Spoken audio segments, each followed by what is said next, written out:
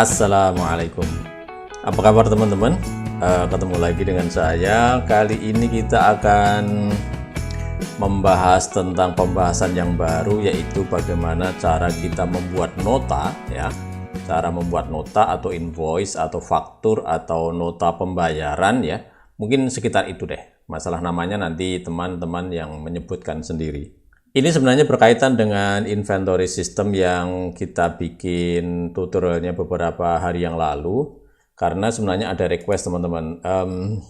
Ini sebenarnya setiap ada request dari teman-teman itu sebisa mungkin saya catat dan ya diusahakan nanti bisa dipenuhi ya, walaupun saya nggak bisa janji kapan waktunya.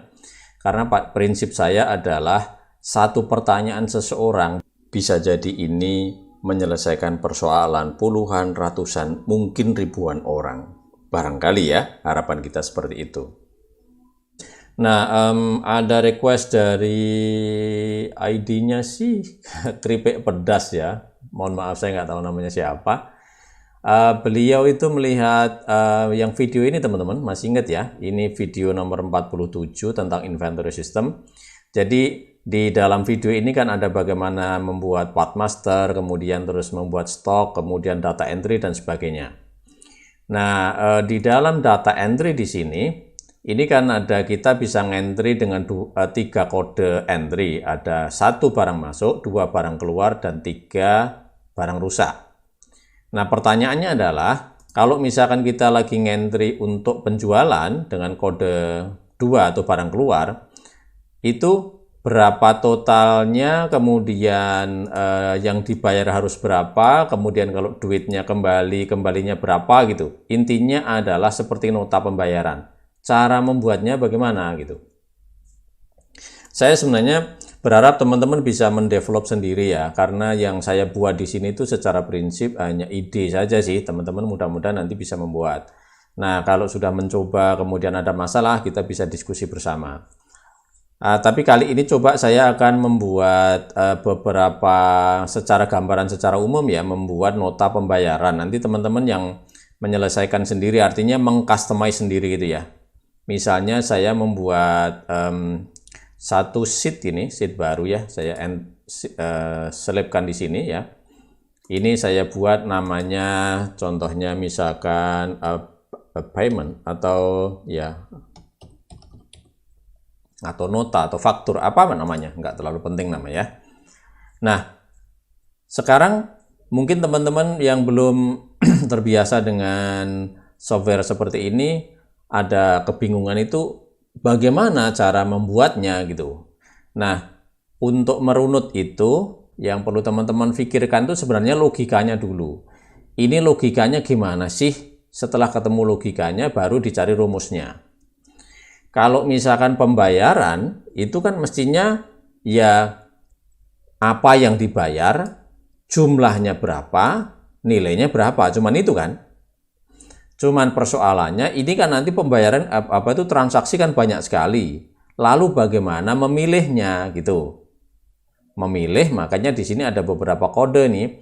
Ada mungkin nanti bisa dari nomor nota, atau dari customer ID atau customer number atau dari tanggal, terserah ya. Nah, kita akan mencoba itemnya dulu ya teman-teman. Itemnya dulu baru nanti pemilihannya ya. Oke, kita coba ya. Di sini misalnya nanti yang baris A di sini nanti akan kita buat sebagai nomornya. Nah, teman-teman ada cara yang paling gampang yang kalau menurut saya sih lebih simple ya, itu saya suka menggunakan rumus query sama dengan query ya gini. Bagi teman-teman yang memang belum familiar dengan query, nanti silahkan melihat tutorial saya. Kalau nggak salah itu tutorial nomor 20 sampai 23 itu membahas tentang query ya. Query ini isinya adalah datanya saya akan mengambil dari sini ya. Klik di sini. Data itu kita sorot aja deh, mulai dari sini sampai ke sana, kemudian ke bawahnya biar semuanya saya akan hilangkan barisnya di sini sehingga tersorot semua ya. Oke, kalau misalkan saya kurung tutup dan saya enter, ini dia akan mengambil semua. Tetapi kan kita nggak mau mengambil semua, karena ini pembayaran tadi kan kira-kira ya kira-kira yang kepikiran itu adalah barangnya apa, terus jumlahnya berapa, harganya berapa, kurang lebih tadi itu kan. Nah, terus sekarang kita memilih nih. Memilih misalkan nomor barang, nama barang ya. Ini berarti kolom D dan E. Oke. Kita mulai dari select teman-teman. Double klik di sini juga boleh ya. Koma tanda petik 2, select D dan E teman-teman ya. D dan E nama barang, kemudian terus G, H, I. Nah, oke. Nomor barang, nama barang, kemudian satuan, terus harga barang dan quantity. Tetapi kan karena ini adalah transaksi baik jual maupun beli, harus ada harga totalnya kan ya. Harga total tinggal kita tambah teman-teman. Harga totalnya tadi adalah antara quantity dikalikan harga. Artinya H dikalikan I ya. Oke. Kita tambah di sini koma H kali I ya. Gini teman-teman ya. Ya, ini sudah ada. Ya. H kali I yang sini ya. Nih, ya. Ini coba kita tebelin ya, biar kelihatan dia sebagai judul ya, seperti ini. Jadi ini udah nomor barang, nama barang, satuan, harga, quantity, dan jumlah transaksinya. Nah, kita sekarang tinggal memilih nih. Milihnya akan berdasarkan customer ID atau customer atau berdasarkan nomor nota. Sebagai contoh misalkan nota ya. Kita tes dulu aja. Ini where notanya di kolom apa teman-teman ya? Notanya di kolom B ya. Where B like 444 misalkan atau 123 ya. Nah, dengan begini kan berarti ini hanya memilih transaksi dengan nomor, sebutlah misalkan nomor nota itu nomor invoice ya. Berarti cuma 123. Kalau misalnya biar kelihatan banyak ya, ini misalkan saya copy ke bawah sini, 123-nya ada beberapa item, maka dia juga akan mencetak beberapa item. Tinggal nanti di sini misalkan kita tulis total harga, kemudian total tobat. Gimana ini, pengen tobat kayaknya. Total bayar, gini ya teman-teman ya. Kemudian terus sisa uang, misalkan uang kembali atau berapa gitu ya. Ini sama dengan kita sama aja ke sana ya, sampai ke atas sana, enter. Kemudian terus yang di sini sisa uang, ini misalnya ini saya kurangi dengan yang di atas ini. Artinya kalau misalnya ini orangnya bayarnya genep 2794, ya sudah, nggak ada uang kembali. Tetapi kalau dia membayarnya 2.800.000, berarti akan kembali 6.000 ya, misalkan begitu. Kurang lebih gini aja kan teman-teman ya. Secara prinsip kan cuma seperti ini. Nah, supaya ini tidak menjadi hardcode, jadi setiap saat kita harus mengedit di sini, ini nanti kita bisa menggunakan referensi. Misalnya katakanlah misalkan di sini apa ya, ini nomor transaksi. Nah, misalkan gini teman-teman ya. Nomor transaksi katakanlah di sini ya. Ini 123 seperti ini kan. Nah, terus supaya ini mereferensikan ke sel C4, bagaimana caranya ya? Nah, teman-teman ingat kan, ini kita ganti aja. Jadi tanda petik 1, tanda petik 2, tanda dan gini teman-teman ya. Tanda petik 2, tanda petik 1, tengahnya ini kita isi sel C4, enter. Tuh, sudah. Jadi kalau ini kita isi 444, ada nggak ya? Oh, nggak ada. Kita lihat di sini ada 777 teman. Ya, coba ya. Kita cek. 777. Nah, itu udah jalan. Nah, daripada kita di sini juga nebak-nebak ya. Ini kita hapus saja, teman-teman pakai data validasi. ya. Data validasi, klik. Tutorial data validasi juga sudah kita bahas teman-teman ya. Nanti teman-teman lihat ya di tutorialnya. Kita reject jika tidak sesuai, kemudian range-nya kita tinggal ngambil range di sini kan. Klik di sini. Mulai dari sini kita sorot ke bawah. Ini 12-nya kita hilangin. Biar mulai B3 sampai B seterusnya sana, jika ada penambahan data, maka akan masuk di dalam data validasi ini. Kita oke, kita save. Kita kembali ke payment di sini. Nah, sekarang kita bisa milih teman-teman. Mau pembayaran yang faktur nomor ya. Terserah ini transaksi nomor, atau reference number, atau faktur number, atau invoice number, atau anything number. Pokoknya teman-teman bisa menyebut ya. Misalkan yang 1, 2, 3. Nah, ini berarti sudah keluar. Tuh, seperti ini. Kalau misalnya 555 ini. Kemudian 777 ini. Oh, ngomong-ngomong ini tanggal berapa ya? Nah, gitu-gitu kita.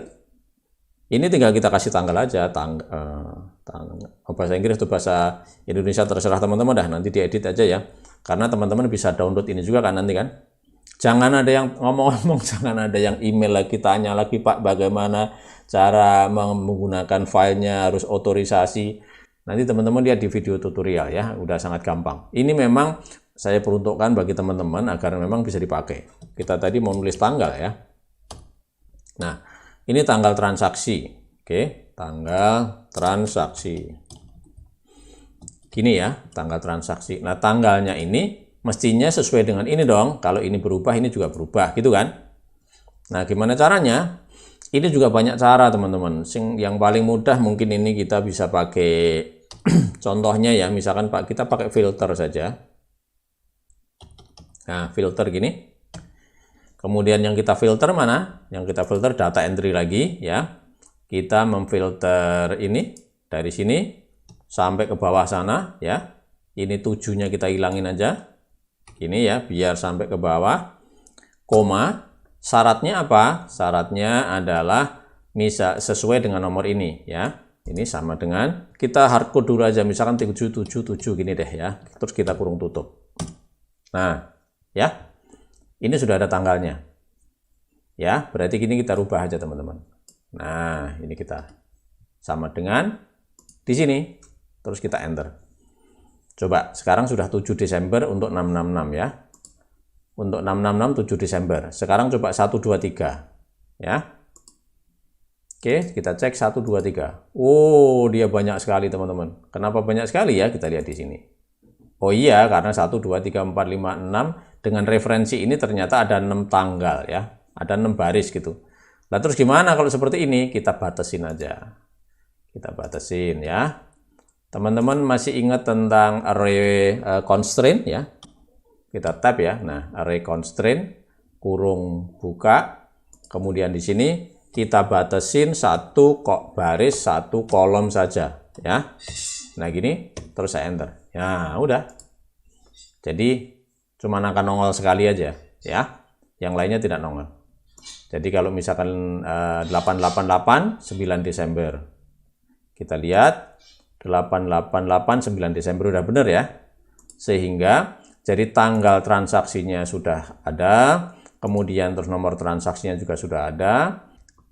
Biar ini tidak terlalu kelihatan polos, coba kita format teman-teman ya. Misalnya dengan alternating color seperti ini ya. Klik. Warnanya mau yang mana? Mau yang ini misalnya? Oke, dan ini kita cetak tebal juga boleh. Nah, seperti ini. Nanti di sini nanti ada judulnya, kemudian ada logo perusahaan dan sebagainya, boleh aja nggak masalah ya. Nah, sekarang tinggal nomornya ini. Nomor kan kita teman-teman tinggal menomorin sini kan 1 2 3, ataupun mau juga dikasih rumus juga boleh. Misalkan sama dengan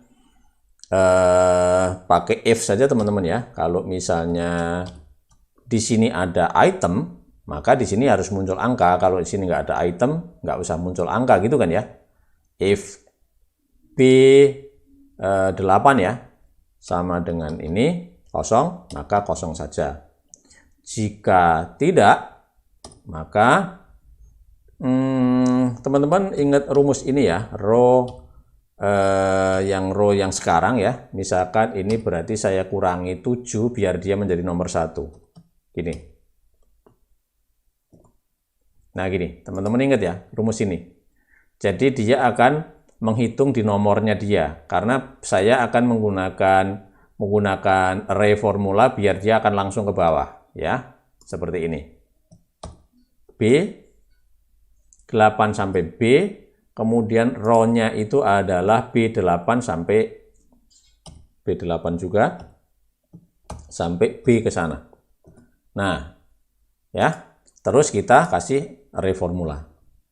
Tekan Ctrl sama Shift, kemudian di Enter, kemudian kita Enter. Sudah, ini udah jadi 1 2 3 4 5. Nah, sekarang kita tes kalau misalnya cuma satu item.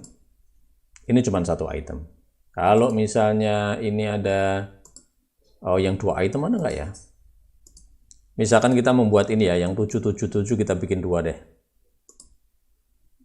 Oke, kita bikin 777. Nah, ini ada 2 item ya. Ini kita tengahin gitu teman-teman ya. Bentar. Nah, gini. Jadi, kalau ini banyak, dia juga banyak. Kalau sedikit ya sedikit gitu kan. Dia menyesuaikan aja. Cuman ini rumusnya di sini teman-teman ya. Kalau query-nya kan di sini, sehingga kalau misalkan ini di insert ataupun di delete juga nggak masalah. Kalau saya ada insert row di sini, nah di sini ini menjadi salah nih. Ya, supaya ini tidak terjadi, saya undo. Ini rumusnya kita taruh di sini aja ya. Gitu. Bagaimana cara menaruhnya di sana? Ini kita copy aja teman-teman ya. Kita cut begitu ya. Nomornya di sini biar nggak ada, kemudian saya akan taruh di sini ya. Saya Ctrl V di sini. Nah, seperti ini. Oke. Cuman ini kan sekarang pindah di sini nih ya, pindah di atas ya, terus nomornya hilang. Supaya ada nomornya. Nah, teman-teman pakai ini. Teman-teman ingat yang array gini ya. Jadi nomor gini, kemudian karena ini tag ya, dalam tanda petik 2, kemudian titik koma, biar ini nanti dieksekusi di bawahnya ya. Kemudian saya kurung kurawal ditutup di sini, saya enter. Itu sudah nomor sampai ke sana. Sehingga kalau ini saya delete juga udah nggak masalah nih, karena rumusnya ada di sini ya. Gitu teman-teman ya. Oke, jadi kalau misalkan kita coba lagi 555 cuma 1, kemudian 77 jadi ada 2, kemudian kalau misalnya 221 ya cuma 1, yang banyak tadi yang ini ya. Nah ini, jadi tanggalnya sudah nongol, ini nomor transaksinya juga sudah ada.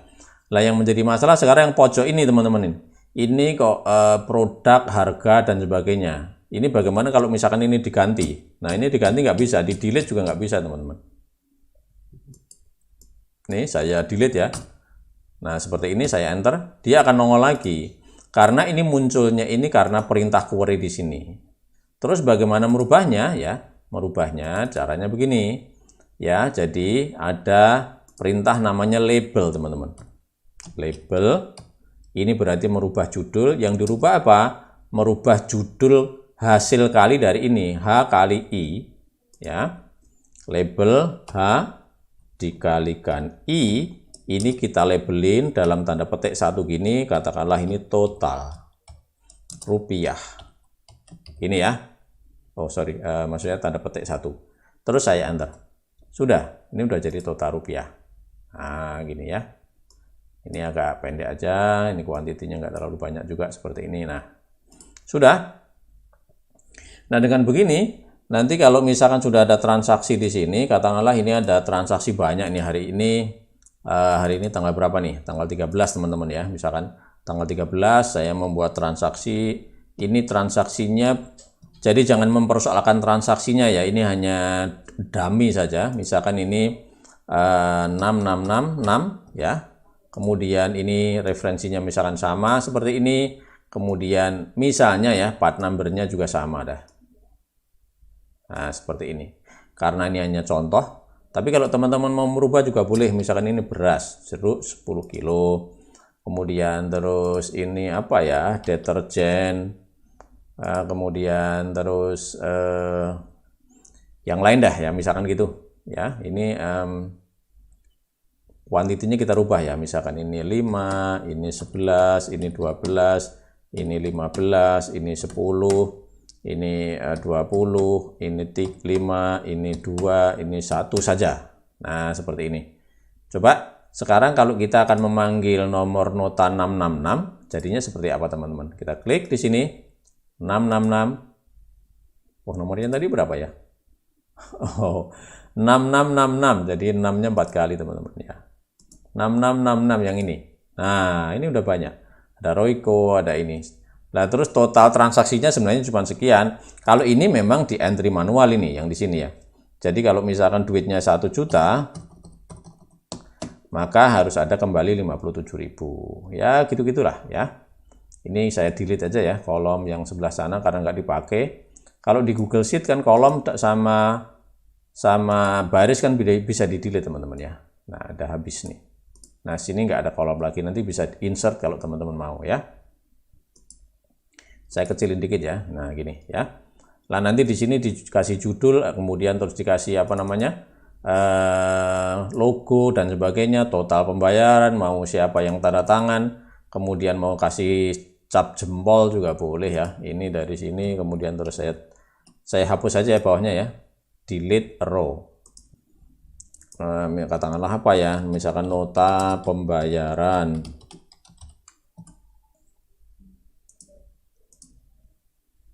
Nanti nah misalkan gini, kemudian dan sebagainya. Nanti teman-teman yang mendesain ya, saya hanya menyampaikan ke teman-teman saja bahwa secara prinsip bahwa kurang lebih itu bisa seperti ini ya. Ini saya kasih garis-garis di sini ya, misalnya gini, garis ini. Nah, seperti itu sama tengah. Nah, gini deh ya, kurang lebih ya. Mudah-mudahan ini ide ini teman-teman bisa sedikit menjawab untuk teman-teman semuanya. Tetapi lagi-lagi ini poinnya bukan di formatnya ya, bukan di format, tetapi adalah isinya. Jadi nanti teman-teman bisa menggunakan perintah query ini, kemudian bisa dimodifikasi sesuai dengan yang teman-teman kehendaki kira-kira mau seperti apa. Nah, dengan model seperti ini kan, ini nanti kalau misalkan sudah desainnya sudah jadi, kalau teman-teman ngeprint tinggal Ctrl P saja, kemudian terus nanti langsung di print. Apakah nanti mau di print ke PDF atau mau di print ke apa namanya itu printer juga bisa. Nah, keuntungannya teman-teman dengan menghapus kolom ataupun baris yang tidak perlu tadi, teman-teman pada waktu Ctrl P ingin ngeprint itu langsung tidak perlu harus mengeblok dulu gitu. Jadi udah langsung seperti ini, tinggal ngeprint aja. Kalau misalnya ada di sini nomor pelanggan ya, nomor pelanggan atau nomor apa ya namanya, nama pelanggan atau apapun juga boleh saja. Jadi kurang lebih seperti yang di sini tadi, rumusnya di sini ya. Saya copy aja di sana. Kemudian ini kan yang di sini tadi kan memilih tanggal ya. Tanggal kan ada di sini. Nah, sekarang kalau nama berarti ada di C ya. Coba kita rubah ini. Berarti yang kita pilih adalah yang ini teman-teman, C1 sampai C. Ini referensinya harus ke C8 di sini kan. C8. Nah, gini. Jadi kalau misalkan satu yang beli customernya namanya Ida, kemudian terus ini namanya admin, yang sana namanya yang 777 namanya Rika gitu-gitu. Nah, ini nanti Rika itu nanti bisa kepada PT apa, namanya di mana, nomor pelanggannya ini kan. Kan tinggal teman-teman aja nanti modifikasi sendiri gitu ya. Cuman yang sebagai selectionnya, sebagai pemilihannya untuk dalam contoh ini adalah yang di sini nih gitu. Jadi teman-teman tinggal select di sini, maka kita tinggal ngeprint pembayaran yang nomor berapa. Cuman ini ada yang berubah ini teman-teman. Nomornya di sini ya. Kayaknya tadi karena kita insert di atas ini, kemudian nomornya berubah. Jadi kita tinggal koreksi saja. Ini kan sekarang posisi rumusnya itu kan ada di 12. Biar 12 menjadi 1, maka ini menjadi minus 11 gini kali ya. Coba. Nah, ini 1. Ini teman-teman rumus, ingat sebenarnya rumusnya cuma gini aja teman-teman ya. Kalau kita nulis row begini, ini kan akan kembali akan memberikan nomor 1 gitulah ya, karena dia di baris 1. Kalau ini ke bawah, dia akan otomatis di baris keberapa gitu kan. Karena ini rumusnya itu berada di mulai di baris 12 ya, agar 12 ini nanti dianggap startnya 1, maka harus dikurangi baris ke atasnya ya, dikurangi 11 gitu artinya. Ini saya delete ya.